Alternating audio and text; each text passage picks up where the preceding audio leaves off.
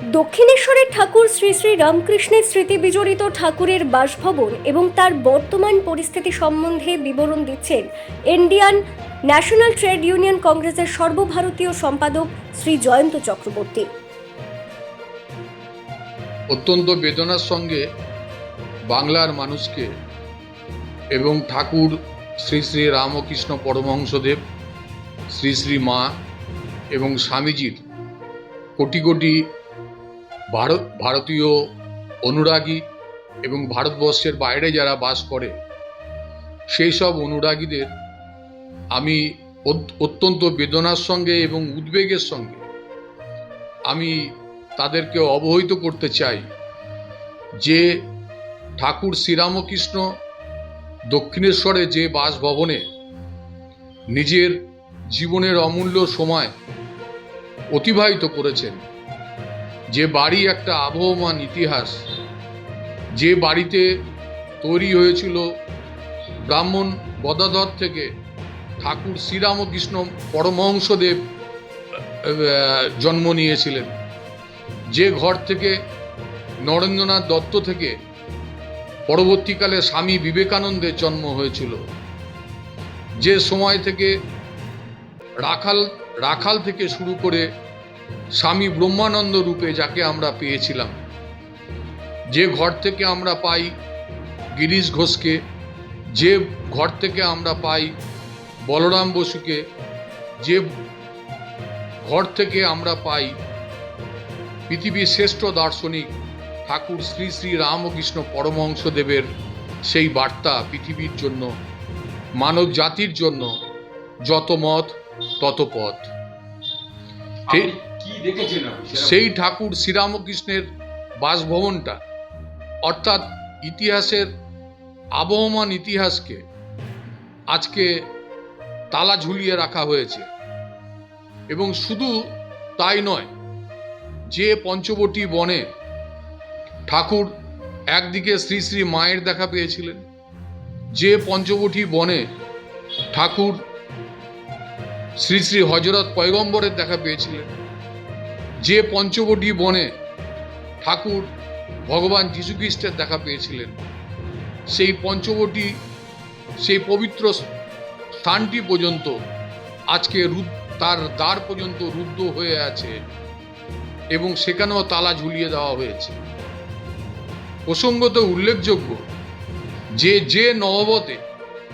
যে নহবতের মধ্যে, নহবতটা কি, যেখানে নহবত বাসল সেটা কতটা পরিধি, একটা গ্রামগঞ্জের একটা যে কুয়ো হয় তার থেকে একটু বড়, সেখানে শ্রী শ্রী মা বাস করতেন, ঠাকুর শ্রীরামকৃষ্ণের মা চন্দ্রমণি দেবীও বাস করতেন, যেটা আজকের মহিলাদের কাছে, আজকের গৃহী মানুষের কাছে একটা বড় শিক্ষা। এটা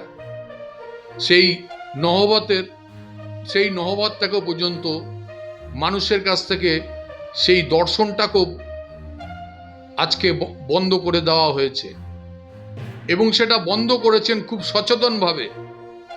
সেটা হচ্ছে দক্ষিণেশ্বর ট্রাস্টি বোর্ডের সম্পাদক কুশল চৌধুরী মহাশয়, এবং উনি তার কারণ দেখিয়েছেন এটা যে ঠাকুর শ্রীরামকৃষ্ণের বাসভবনে, ঐতিহাসিক সেই বাসভবন, যে বাসভবনে এসে মাইকেল মধুসূদন দত্ত পর্যন্ত মোহিত হয়ে গিয়েছিলেন, যে বাসভবনে এসে যুক্তিবাদী নরেন্দ্রনাথ দত্ত, ব্রাহ্ম সমাজের নেতা কেশব সেন, তারা পর্যন্ত ঠাকুর শ্রীরামকৃষ্ণের অনুরাগী হয়ে গেছিলেন পরবর্তীকালে। সেই বাসভবনটিকে বাস করবার যুক্তি হিসেবে দেখিয়েছিলেন যে মানুষ ওখানে অপবিত্র অবস্থায় ঢোকে এবং মানুষ ওখানে ধ্যানের নাম করে মানুষ ওখানে ঘুমিয়ে পড়ে। এই যুক্তির মধ্য দিয়ে তিনি একটা ইতিহাসকে তালাবন্ধ করে রেখে দিয়েছেন এবং ঠাকুরের সেই পবিত্র বাসভবনের দর্শন থেকে আজকে শ্রীরামকৃষ্ণের কোটি কোটি অনুরাগী, কোটি কোটি মানুষ আজকে সেই দর্শন থেকে তারা বঞ্চিত হচ্ছেন। আমি নিজে দক্ষিণেশ্বর গিয়েছি মানুষের কাছ থেকে টেলিফোন মারফত খবর পেয়ে, আমি সেখানে গিয়ে দেখেছি যে মানুষের আকুতি দেখেছি, মানুষের চোখের জল দেখেছি, এবং আমি রাজ্য পুলিশের ডিজির অফিসে আমি তৎক্ষণাৎ যোগাযোগ করি এবং আমি রাজ্য পুলিশের ডিজিকে আমি তৎক্ষণাৎ আমি জানাই যে দেখুন, এই চোখের জল কিন্তু একদিন কালবৈশাখীর ঝড় হয়ে দেখা দেবে। কিন্তু পশ্চিমবঙ্গ এখন ভোটমুখী, প্রশাসন এখন ভোট নিয়ে ব্যস্ত এবং মিডিয়াও এখনো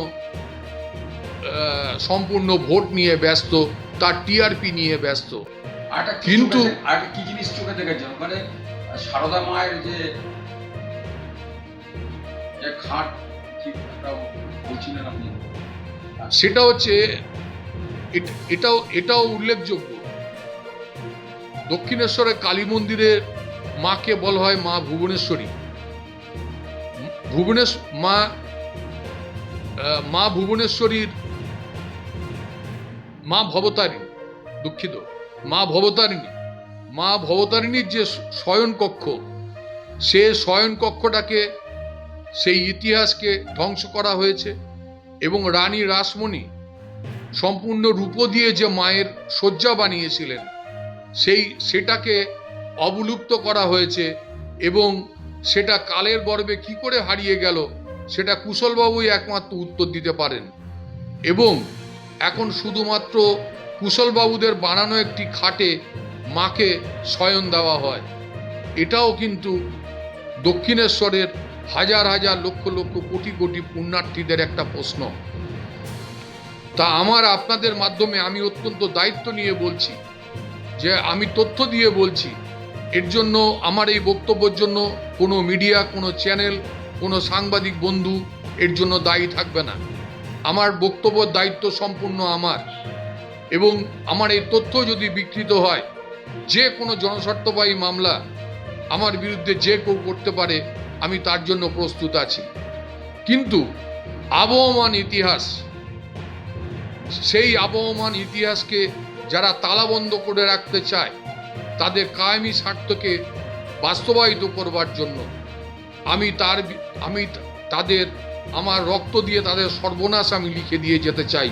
এটাই আপনাদের মধ্য দিয়ে আমার হাজার হাজার লক্ষ লক্ষ কোটি কোটি ঠাকুর শ্রীরামকৃষ্ণ এবং স্বামীজির অনুরাগীদের কাছে আমার একটাই কথা, যে আপনাদের বিবেক জাগ্রত হোক, আপনারা এর বিরুদ্ধে আপনারা গর্জে উঠুন, আপনাদের প্রতিবাদের কথা প্রতিষ্ঠিত করুন। আমার নাম পরিচয় বলুন। Jayanta Chakraborty, national secretary, INTUC, new Delhi. Kolkata থেকে অরুণ লোধের রিপোর্ট, বিগ নিউজ বাংলা।